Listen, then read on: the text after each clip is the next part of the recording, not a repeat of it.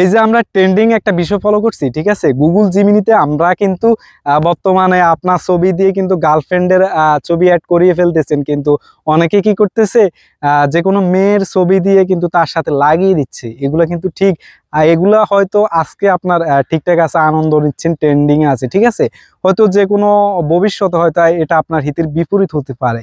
Google জিমিনির ভালো দিকও রয়েছে, খারাপ দিকও রয়েছে। আপনি হয়তো ভালো দিক জানেন না, হয়তো খারাপ দিকগুলো ফলো করছেন, ঠিক আছে।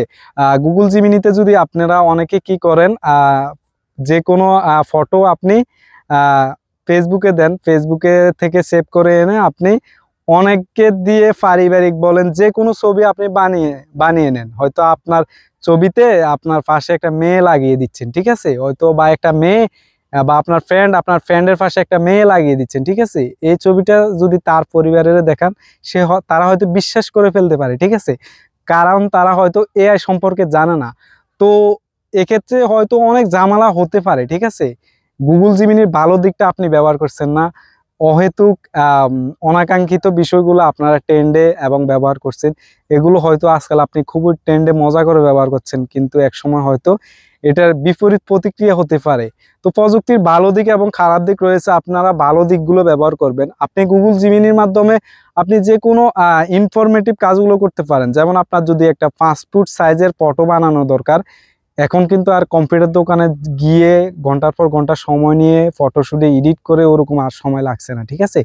গুগল জিমিনিতে আপনি একটা ফটো দিবেন এবং একটা ফ্রেম দিবেন এবং আপনি ক্লিক করার সাথে সাথে সুন্দর একটা পাসপোর্ট সাইজ ফটো চলে আসতেছে, কিন্তু একদম আপনার মতো রিয়েলিস্টিক। তো এটা হচ্ছে ভালো দিক। তাছাড়া আপনার যে কোনো ছবির আপনার যে কোনো যদি ক্লিয়ার না থাকে, সেই ছবিগুলো কিভাবে এইচডি ভালো রেজলিউশনে 4K করা যায়, সেটাও আপনি গুগল জিমিনিতে আপনি ট্রাই করতে পারেন, ঠিক আছে। তো অনেকে আমরা এটার ব্যবহারের আসলে করে ফেলি।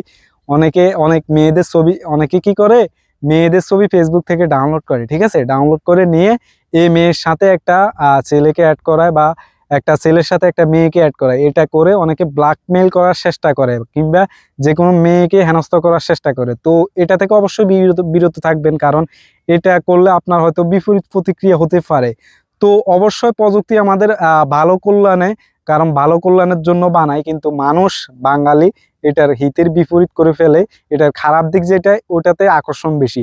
তো মোট কথা হচ্ছে আপনারা ভালো দিক ব্যবহার করবেন এবং খারাপ দিক বর্জন করবেন। ভিডিও ভালো লাগলে লাইক কমেন্ট শেয়ার করতে ভুলবেন না। Subscribe must. আল্লাহ হাফেজ।